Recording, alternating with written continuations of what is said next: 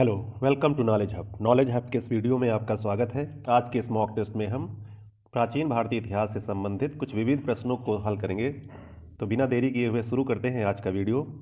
पहला प्रश्न है, किस विदेशी यात्री ने भारत का दौरा सबसे पहले किया था?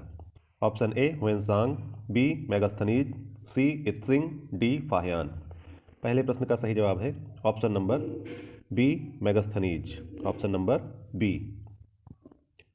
प्राचीन भारत में निम्न में से कौन सा विद्या अध्ययन का केंद्र नहीं था? Option A Takshashila, B Vikramshila, C Nalanda या फिर डी कौशाम्बी। दूसरे प्रश्न का सही जवाब है ऑप्शन नंबर डी कौशाम्बी।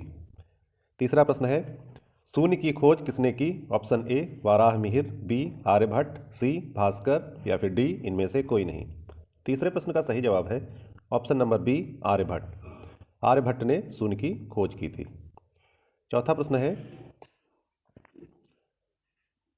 महापाषाण संस्कृति जो कि 1500 ईसा पूर्व से 1000 ईसा पूर्व तक थी, हमें दक्षिण भारत के उस ऐतिहासिक युग से परिचित कराती है जब महापाषाण काल में उपयोग में लाए जाते थे। ऑप्शन ए पत्थर के बने अस्त्र, बी पत्थर के बने औजार और उपकरण, सी बड़े पत्थरों से घेरी गई समाधियां, डी पत्थर से बनी हुई दैनिक उपयोग की सामग्री। चौथे प्रश्न का सही जवाब होगा ऑप्शन नंबर सी बड़े पत्थरों से घेरी गई समाधियां यानी कब्र। चौथे का सी ऑप्शन सही है। पांचवा प्रश्न है, किस पुस्तक का 15 भारतीय और 40 विदेशी भाषाओं में अनुवाद किया जा चुका है? ऑप्शन ए हितोपदेश, बी अभिज्ञान शाकुंतलम, सी पंचतंत्र या फिर डी कथा सरित सागर। पांचवें प्रश्न का सही जवाब है option number C Panchatantra. Option number C. छठा प्रश्न है, न्यूमिस्मेटिक्स क्या है? ऑप्शन ए प्राचीन पांडुलिपियों का अध्ययन, बी सिक्कों व धातुओं का अध्ययन, सी तालपत्रों का अध्ययन या फिर डी ताम्रपत्रों का अध्ययन। छठे प्रश्न का सही जवाब है ऑप्शन नंबर बी सिक्कों व धातुओं का अध्ययन। Option number B. सातवां प्रश्न है, हितोपदेश के लेखक हैं। हितोपदेश का लेखक कौन है? Option A Banabhatta, B Bhavabhuti, C Narayan Pandit या फिर डी विष्णु शर्मा। सातवें प्रश्न का सही जवाब है ऑप्शन नंबर सी नारायण पंडित। हितोपदेश के लेखक हैं नारायण पंडित। आठवां प्रश्न है, नाट्यशास्त्र की रचना किसने की? ऑप्शन ए वसुमित्र, बी अश्वघोष, सी भरतमुनि या फिर डी वात्स्यायन। आठवें प्रश्न का सही जवाब है ऑप्शन नंबर सी भरतमुनि। भरतमुनि थे नाट्यशास्त्र के रचनाकार। नौवां प्रश्न है, विक्रम संवत प्रारंभ हुआ कब? प्रारंभ हुआ ऑप्शन ए 58 ईसा पूर्व, बी 78 ईस्वी, सी 57 ईसा पूर्व या फिर डी 73 ईसा पूर्व। नौवें प्रश्न का सही जवाब है ऑप्शन नंबर ए 58 ईसा पूर्व। 10वां प्रश्न है, अंकोर वाट कहाँ स्थित है? Option A Vietnam, B Tibet, C Indonesia, D Cambodia. 10वें प्रश्न का सही जवाब है अंकोर वाट का मंदिर स्थित है कंबोडिया में। Option D. अंकोर वाट कहाँ स्थित है? कंबोडिया में। 11वां प्रश्न है, पूरा पाषाण काल में आदि मानव के मनोरंजन के साधन थे। ऑप्शन ए शिकार, बी जुआ, सी संगीत या फिर डी घुड़सवारी। 11वें प्रश्न का सही जवाब है ऑप्शन नंबर ए शिकार। शिकार। 12वां प्रश्न है, निम्नलिखित में से किसको चाल्कोलिथिक एज कहा जाता है? ऑप्शन ए पुरा पाषाण युग, बी नवपाषाण युग, सी ताम्रपाषाण युग या फिर डी लौह युग। 12वें प्रश्न का सही जवाब है ऑप्शन नंबर सी ताम्रपाषाण युग। चाल्कोलिथिक एज ताम्रपाषाण युग को कहा जाता है। 13वां प्रश्न है, स्वप्न वासव दत्ता के लेखक हैं। ऑप्शन ए कालिदास, बी भास, सी भवभूति या फिर डी राजशेखर। 13वें प्रश्न का सही जवाब है ऑप्शन नंबर बी भास। स्वप्न वासव दत्ता के रचनाकार हैं भास। 14वां प्रश्न है, नालंदा विश्वविद्यालय किस लिए विश्व प्रसिद्ध है? ऑप्शन ए चिकित्सा विज्ञान के लिए, बी तर्कशास्त्र के लिए, सी बौद्ध धर्म दर्शन के लिए या फिर डी रसायन विज्ञान के लिए। नालंदा विश्वविद्यालय किस लिए प्रसिद्ध है? इस प्रश्न का सही जवाब है ऑप्शन नंबर सी बौद्ध धर्म दर्शन के लिए। ऑप्शन नंबर सी। 15वां प्रश्न है, उस स्रोत का नाम बताएं जो प्राचीन भारत के व्यापारिक मार्गों पर मौन है। ऑप्शन ए संगम साहित्य, बी मिलिंद पन्हो, सी जातक साहित्य या फिर डी उपर्युक्त सभी। 15वें प्रश्न का सही जवाब है option number B Milinda Panho, option B. 16वां प्रश्न है आधुनिक मानव के हाल का पूर्वज है, यानी अभी आधुनिक पूर्वज है, कौन है? ऑप्शन ए जावा मनुष्य, बी क्रोमैग्नन मानव मनुष्य, सी नियंडरथल मानव या फिर डी पेकिंग मानुस। 16वें प्रश्न का सही जवाब होगा ऑप्शन नंबर बी क्रोमैग्नन मनुष्य या मानव। आधुनिक मानव का हाल का पूर्वज है क्रोमैग्नन मानव। 17वां प्रश्न है ईसा की प्रारंभिक सदियों में भारत तथा रोम के बीच घनिष्ठ व्यापारिक संबंधों की सूचना किस पुरास्थल की खुदाई से प्राप्त होती है? Option A Madurai, B Tamralipti, C Tondi, D Arikamedu. 17वें प्रश्न का सही जवाब है ऑप्शन नंबर डी अरिकमेडु। यह प्रश्न यूपीपीसीएस 2001 में पूछा गया है। 18वां प्रश्न है आधुनिक देवनागरी लिपि का प्राचीनतम रूप है? Option A Kharosthi, B Brahmi, C Prakrit या फिर डी पाली। 18वें प्रश्न का सही जवाब है option number B Brahmi, option B. 19वां प्रश्न है मानव द्वारा सर्वप्रथम प्रयुक्त अनाज था? ऑप्शन ए चावल, बी गेहूं व जौ, सी ज्वार या फिर डी बाजरा। 19वें प्रश्न का सही जवाब है ऑप्शन नंबर बी गेहूं व जौ। गेहूं व जौ का प्रयोग मानव द्वारा सर्वप्रथम किया गया था। 20वां प्रश्न है कौन जोड़ा सुमेलित नहीं है? ऑप्शन ए रविकीर्त पुलकेशिन द्वितीय, बी भवभूति कन्नौज के यशोवर्मन, सी हरिसेन हर्ष, डी दंडी नरसिंह वर्मन। 20वें प्रश्न का सही जवाब होगा ऑप्शन नंबर सी हरिसेन हर्ष।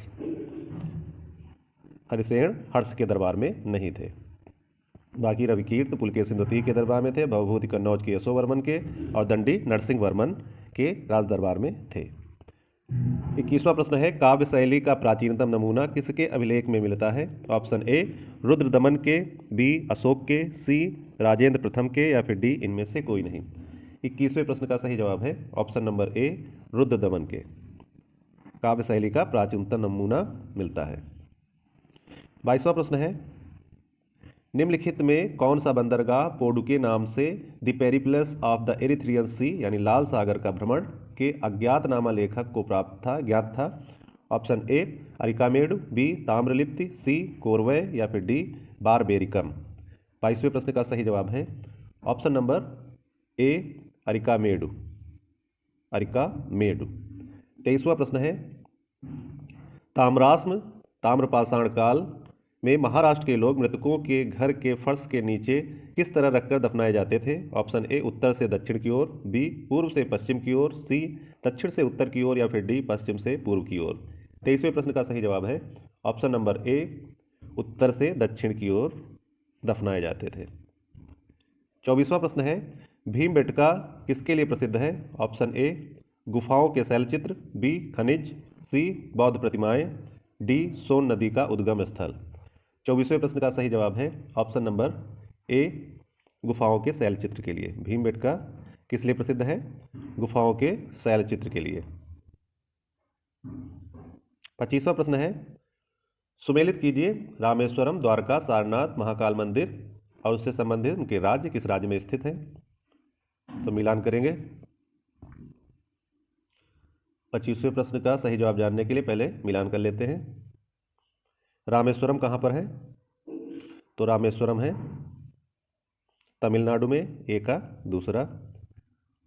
द्वारका कहाँ पर है? द्वारका गुजरात में है, बी का तीसरा। सारनाथ कहाँ है? सारनाथ है उत्तर प्रदेश में, सी का पहला। महाकाल मंदिर कहाँ है? उज्जैन का मध्य प्रदेश में। इस तरह से इस प्रश्न का सही जवाब होगा option number A 2 3 1 4, option number A. 26वां प्रश्न है मालती माधव के लेखक थे? ऑप्शन ए भास, भवभूति, शूद्रक या हर्ष। इस प्रश्न का सही जवाब होगा option number B Bhavabhuti. Malati Madhav के रचनाकार हैं भवभूति। 27वां प्रश्न है निम्न में कौन सा नवीनतम समझा जाता है? ऑप्शन ए हिडलबर्ग मानो, बी क्रोमैग्नन मानो, सी पिल्टगन मानो या फिर डी नियंडरथल मानो। 27वें प्रश्न का सही जवाब है ऑप्शन नंबर बी क्रोमैग्नन मानो। यह आधुनिक मानव का निकटतम पूर्वज है। 28वां प्रश्न है, इतिहास के पिता द फादर ऑफ हिस्ट्री की पदवी सही अर्थों में निम्न में से किससे संबंधित है? Option A Herodotus, B Euripides, C Thucydides, D Socrates. 28वें प्रश्न का सही जवाब है option number A Herodotus, Herodotus. 29वां प्रश्न है, प्राचीन नगर तक्षशिला निम्नलिखित में से किसके बीच स्थित था? ऑप्शन ए सिंधु व झेलम के बीच, बी झेलम व चेनाब के बीच, सी चेनाब व रावी के बीच, या फिर डी रावी व ब्यास के बीच। 29वें प्रश्न का सही जवाब है ऑप्शन नंबर ए सिंधु व झेलम के बीच। तक्षशिला कहाँ स्थित था? सिंधु व झेलम नदियों के बीच। 30वां प्रश्न है, निम्नलिखित अंग्रेजों में से कौन सा जिसने सर्वप्रथम भगवत गीता का अंग्रेजी में अनुवाद किया था? Option A William Jones, B Charles Wilkins, C Alexander Cunningham, या फिर डी जॉन मार्शल। 30वें प्रश्न का सही जवाब है option number B Charles Wilkins. Charles Wilkins ने भगवत गीता का अंग्रेजी में अनुवाद कराया था। 31वां प्रश्न है, निम्नलिखित प्राचीन भारतीय अभिलेखों में कौन सा एक खाद्यान्न को देश में संकट काल में उपयोग हेतु सुरक्षित रखने के बारे में प्राचीनतम शाही आदेश है? ऑप्शन ए सोहगौरा ताम्रपत्र, बी अशोक का रुम्मिनदेही स्तंभ लेख, सी प्रयाग प्रशस्ति, या फिर डी चंद्र का मेहरौली लौह स्तंभ लेख। 31वें प्रश्न का सही जवाब है ऑप्शन नंबर ए सोहगौरा ताम्रपत्र लेख, सोहगौरा ताम्रपत्र लेख। 31 का ए। 32वां प्रश्न है,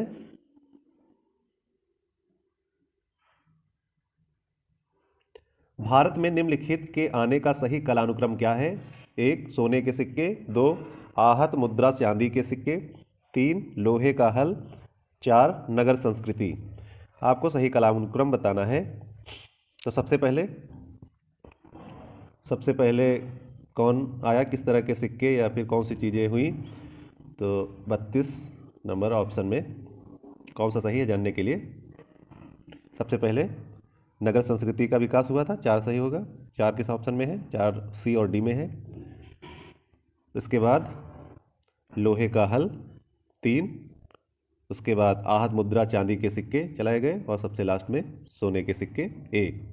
इस तरह से 32वें प्रश्न का सही जवाब होगा ऑप्शन नंबर डी 4 3 2 1। 33वां प्रश्न है, प्राचीन भारत में निम्नलिखित में से कौन सी एक लिपि दाईं ओर से बाईं ओर लिखी जाती थी? ए ब्राह्मी, बी नंदनागरी, सी शारदा, या फिर डी खरोष्ठी। 33वें प्रश्न का सही जवाब होगा option number D Kharosthi. Kharosthi लिपि दाईं ओर से बाईं ओर लिखी जाती थी। 34वां प्रश्न है, निम्नलिखित में से कौन सा एक प्राचीन भारत में व्यापारियों का निगम था? Option A Chaturvedi Mangalam, B परिषद, सी अष्टदिग्गज, या फिर डी मणिग्राम। 34वें प्रश्न का सही जवाब होगा ऑप्शन नंबर डी मणिग्राम। ये व्यापारियों का निगम होता था। 35वां प्रश्न है, पुलकेशिन प्रथम का बादामी शिलालेख शक वर्ष 465 का दिनांकित है। यदि इसे विक्रम संवत में दिनांकित करना हो तो वर्ष होगा option A 601, B 300, C 330, D 407। इस प्रश्न का सही जवाब है option number 601, option number A. 465 में कुछ वर्ष जोड़ करके 601 मिला है, वही होता है विक्रम संवत का दिनांक। 36वां प्रश्न है, सूची 1 को सूची 2 के साथ सुमेलित कीजिए और सूचियों के नीचे दिए हुए कूट का प्रयोग करते हुए सही उत्तर का चयन कीजिए। सूची 1 में साम्राज्य लिखे हुए हैं और सूची 2 में उनसे संबंधित स्थल। मिलान करते हैं। गुप्त साम्राज्य से संबंधित स्थल है 36 का, जानने के लिए मिलान कर लेते हैं। तो गुप्त से रिलेटेड है बादामी गुप्त साम्राज्य से संबंधित देवगढ़ ए का चौथा। चंदेल साम्राज्य से संबंधित स्थल है खजुराहो बी का तीसरा। चालुक्य से संबंधित स्थल है बादामी के चालुक्य। और पल्लव राजवंश से संबंधित स्थल है पनमलय 2, डी का दूसरा। इस तरह से इस प्रश्न का सही जवाब होगा ऑप्शन नंबर ए 4 3 1 2, 4 3 1 2। 37वां प्रश्न है, सुमेलित कीजिए सूची 1 में राज्य दिए हुए हैं और सूची 2 में उससे संबंधित राजधानियां। तो मिलान करते हैं। चेर राज्य की राजधानी, चेर राज्य की राजधानी थी करयूर या वांजी, ए का पहला। चोल राज्य की राजधानी उहर या कावेरीपट्टनम एवं उरैयूर। पांड्य राज्य की राजधानी कोरकई एवं मदुरई, सी का तीसरा। इस तरह से इस प्रश्न का सही जवाब होगा option number 1 2 3, option number A. 38वां प्रश्न है, मुद्रा राक्षस नामक पुस्तक का लेखक कौन था? Option A Vishakhadatta, B Kautilya, C Banabhatta, D Kalhana. इस प्रश्न का सही जवाब है option number Vishakhadatta, option number A. 39वां प्रश्न है, बौद्ध, जैन एवं ब्राह्मण धर्मों में कौन सी धारणा एक जैसी है? ऑप्शन ए कर्मवाद का सिद्धांत, बी आत्मा की अनश्वरता, सी ईश्वर में विश्वास या फिर डी कठोर तप वैराग्य। 39वें प्रश्न का सही जवाब है ऑप्शन नंबर ए कर्मवाद का सिद्धांत, ऑप्शन नंबर ए। 40वां प्रश्न है, बिहार महान धार्मिक केंद्र है? ऑप्शन ए सिखों के लिए, बी जैनों के लिए, सी बौद्धों के लिए या फिर डी इन सभी के लिए। 40वें प्रश्न का सही जवाब है ऑप्शन नंबर डी इस सभी के लिए। 41वां प्रश्न है, कौन सुमेलित नहीं है? ऑप्शन ए गीता का हिंदू धर्म से रिलेशन, कि मुस्लिम धर्म का कुरान से, कि बौद्ध धर्म धम्मपद या डी जैन धर्म बाइबिल। तो मिलान करते हैं कौन सा सुमेलित नहीं है। तो जैन धर्म बाइबिल से रिलेटेड नहीं, यह ईसाई धर्म से रिलेटेड है। इस तरह से 41वें प्रश्न का सही जवाब है ऑप्शन नंबर डी जैन धर्म बाइबिल। बाकी मुस्लिम धर्म का पवित्र ग्रंथ है कुरान, बौद्ध का धम्मपद, हिंदू धर्म का गीता। 42वां प्रश्न है, निम्नलिखित युग्मों में कौन सा एक सुमेलित नहीं है? ए कर्पूर मंजरी हर्ष, बी मालविकाग्निमित्र कालिदास, सी मुद्रा राक्षस विशाखदत्त या फिर डी सौंदरानंद अश्वघोष। 42वें प्रश्न का सही जवाब है ऑप्शन नंबर ए कर्पूर मंजरी हर्ष, ऑप्शन नंबर ए। बाकी सभी सुमेलित हैं। मालविकाग्निमित्र के लेखक कालिदास हैं, मुद्रा राक्षस के रचनाकार विशाखदत्त और सौंदरानंद के रचनाकार हैं अश्वघोष। 43वां प्रश्न है, मानव द्वारा सर्वप्रथम प्रयुक्त धातु थी? ऑप्शन ए सोना, बी चांदी, सी तांबा, डी लोहा। 43वें प्रश्न का सही जवाब है ऑप्शन नंबर सी तांबा, ऑप्शन नंबर सी, 43 का सी। 44वां प्रश्न है, प्राचीन कालीन भारत में हुई वैज्ञानिक प्रगति के संदर्भ में कौन से कथन सही है? एक प्रथम शती ईस्वी में विभिन्न प्रकार के विशिष्ट शल्य औजारों का उपयोग आम था। 2 तीसरी शती ईस्वी के आरंभ में मानव शरीर के आंतरिक अंगों का प्रत्यारोपण शुरू हो चुका था। 3 पाँचवीं शती ईस्वी में कोण के ज्या का सिद्धांत ज्ञात था। 4 सातवीं शती ईस्वी में चक्रीय चतुर्भुज का सिद्धांत ज्ञात था। 44वें प्रश्न, ये ऑप्शन यहाँ दिए हुए हैं दूसरे पेज पर। केवल 1 और 2, केवल 3 और 4, सी केवल 1 3 और 4, डी 1 2 3 और 4।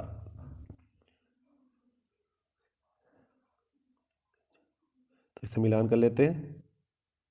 तो यहाँ पर दूसरा वाला ऑप्शन जो है गलत है, पहला सही है, तीसरा सही है, चौथा सही है। इस तरह से 1 3 4 सही है। 44वें प्रश्न का सही जवाब होगा ऑप्शन नंबर सी केवल 1 3 और 4, केवल 1 3 और 4, ऑप्शन नंबर सी, 44 का सी। 45वां प्रश्न है, प्राचीन भारत में यौधेय कौन थे? ऑप्शन ए बौद्ध मत का एक पंथ, बी जैन मत का एक पंथ, सी एक गणतांत्रिक जनजाति या फिर डी चोलों के सामंत।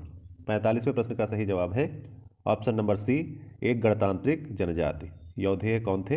एक गणतांत्रिक जनजाति थी। 46वां प्रश्न है, बोरोबुदुर किसका स्थल है? ऑप्शन ए जावा में 12वीं शताब्दी ईस्वी में निर्मित विष्णु और शिव का एक विशालकाय मंदिर, बी जावा में 8वीं शताब्दी ईस्वी में निर्मित एक बृहत स्तूप, सी तमिलनाडु में एक चोल राजा का भव्य महल, डी गुजरात में एक जैन मठ। बोरोबुदुर क्या है? बोरोबुदुर किसका स्थल है आपको बताना है। तो इस प्रश्न का सही जवाब है बोरोबुदुर पर एक स्तूप है जावा में 8वीं शताब्दी ईस्वी में निर्मित। यह एक वृहत स्तूप था। 46वें प्रश्न का सही जवाब है ऑप्शन नंबर बी, जावा में 8वीं शताब्दी ईस्वी में निर्मित एक वृहत स्तूप। इसी के साथ आज के वीडियो का यहीं पर अंत होता है। अगले वीडियो में जल्द मिलेंगे, तब तक के लिए धन्यवाद, नमस्कार।